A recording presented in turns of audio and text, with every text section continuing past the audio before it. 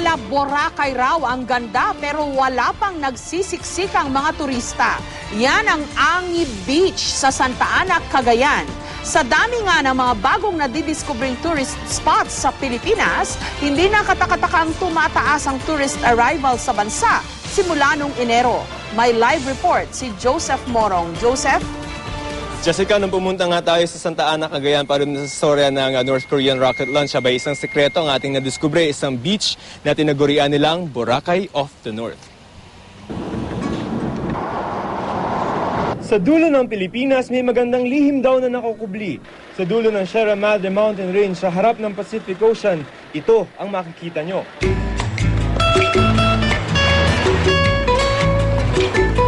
Kung hindi pa siguro dahil dun sa storya ng North Korean rocket launch ay hindi tayo mapapadpad sa tuktok ng Pilipinas dito sa Santa Ana, Cagayan. Abay, may sikreto at gandang tinatago pala ang probinsya. Ang tawag nila dito, Angi Beach. Pwedeng ikumpara sa Boracay. Asul na tubig, white sand din, pero ang lamang nito, mas tahimik para sa mga gustong magpahinga lamang. Si Aika tumakas muna sa ingay ng syudad kasama ang ilang kaanak at kaibigan. Nag-sunbathing sila na parang sila ang may-ari ng malawak na beach. Super wonderful talaga. Tapos parang as in look-alike ng Bora. White sand, tsaka ang ganda ng place. Parang talagang napaka-nature. Lahat ng mga taong talagang nature lovers, pwede sila dito. Kung pagod na kayo sa pagtatampisaw sa dagat, isang piging ang naghihintay sa inyo. Boodle Fight Style. May ginitaang almasag, inihaw na baboy, prutas. Bahagi na ito ng 500 pesos na entrance sa resort.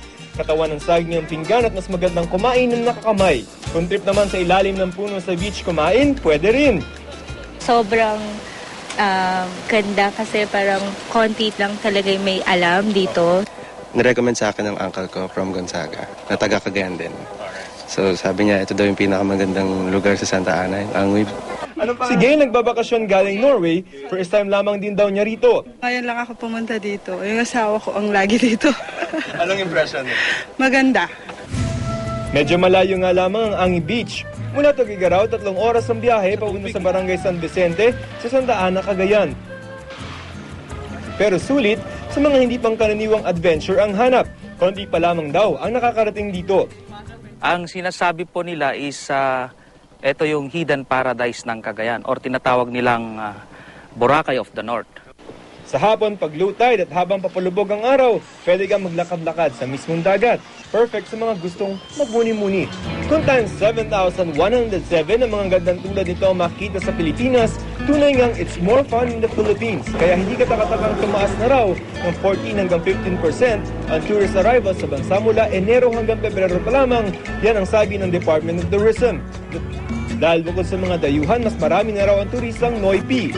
Nung araw, pag tinatanong tayo, why should I go to your country? Iba't iba ang sagot natin eh. Now we have one answer. It's more fun where I come from. Natapos nga raw ang 2011 na nagkaroon tayo ng 27.9 million local trips.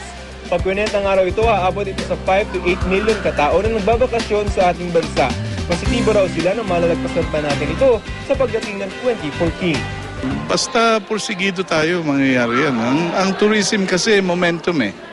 Pag kinarir mo, magsasucceed ka. Nung araw, para tayong urong-sulong eh, di ba?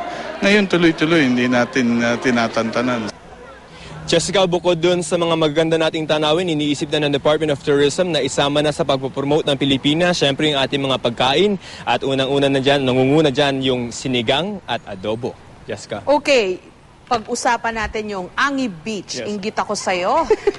How to get there? I'm sure yan ang tinatanong ng maraming nakapanood ng feature na yan. Ma'am, dalawang paraan po. Kung kayo yung tipong nag-e-enjoy na makita yung mga patanawin sa inyong biyahe, yung mga long drive from Manila, medyo 10 hours going to Tuguegarao and then another 3 hours to go to Santa Ana, Cagayan. And then from there, pwede ka nang pumunta sa Angi Beach. Tapos kung medyo tamad ka naman magbiyahe, di aeroplano. Pagdating mo ng Tuguegarao, you need to travel 2 to 3 hours again to Santa Ana. And dun sa Santa Ana, sa may Barangay San Vicente, meron na po doon ng mga hotels that can offer you to go there to Angi Beach. Ayun, may provisions. Magkano ang kailangan gastusin para mabubuhay ka dyan sa paraisong yan?